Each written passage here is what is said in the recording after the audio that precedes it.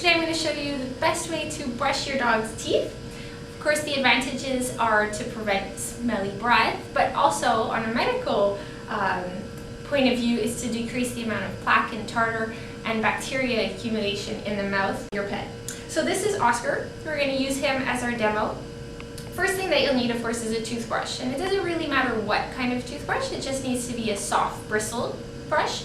And you want a toothpaste that's specifically for animals. It needs to be something that's safe for them to swallow because of course our toothpaste has soap in it and they don't know to spit it out like we do. So I'm going to be using a poultry flavored toothpaste today just because the dogs are going to like that and it encourages them to let you do it. As well, the toothpastes have enzymatic properties to it, so it's going to help to break down the bacteria in the mouth. But really the most important thing is that abrasive action, the brushing of the teeth. So you put a little bit of toothpaste on, we don't need a big quantity, and when you go to start, if it's the first time and your pet has never done it before, you don't want to go straight in with the toothbrush. You want to get them used to having their mouth played with. So you just gently go in and with your finger rub the gums on both sides, the front, okay? And you do that every day, a couple of times a day. Of course, if you have a puppy, you don't want to let them chew on your finger. We don't want to get them into that habit. Once they've gotten used to having their mouth manipulated, you can go ahead and start to introduce the toothbrush. And most people have a tendency to just going ahead and lifting the lip and going into brush, but then what happens is that the dogs tend to just chew on the toothbrush and lick the toothpaste off. So instead, you want to go ahead and actually gently hold the mouth closed, okay? And you're going to bring the toothbrush in under the lip and be brushing back and forth. It's not important that we do up and down in circular motions like we do for ourselves. As long as we're brushing, and you want to be aiming specifically for the big teeth in the back. You can see that one there.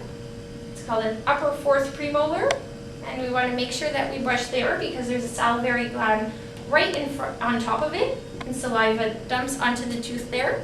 So plaque starts to develop, which develops into tartar, always in the back. So we do both sides.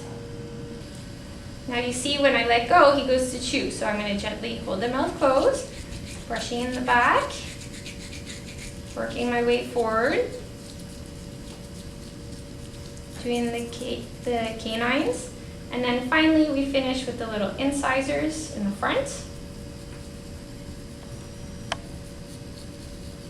And there we go. Once our dogs are used to that and they've gotten into the habit and they let us do it, then you can go ahead and you can try and do the inside of the teeth. It's not as easy and we don't want to start off doing it that way because we want it to be a positive experience and it feels strange. But if you have a dog that's going to let you, you can go ahead and open their mouth and do the inside of the teeth, okay? Especially for the little dogs, it's quite important because they do tend to get an accumulation of plaque and tartar on the inside as well. A couple of tips that will help. You do want to do it every day. In order to remember to do it every day, the toothbrush, toothpaste, don't put it neatly in a drawer somewhere, out of sight, out of mind. So you want to see it to remind you to do it. And the other thing is to pick a time of day and do it at that time every day. I don't mean, 6:32 in the evening. Have a link that reminds you. So whether it be after supper or in the evening when you brush your teeth, something that reminds you to do your dogs as well. You want to do it every day, and in the end, when they get used to it, it should take 30 seconds, and 30 seconds that'll be so beneficial for your pet's life and a healthy mouth.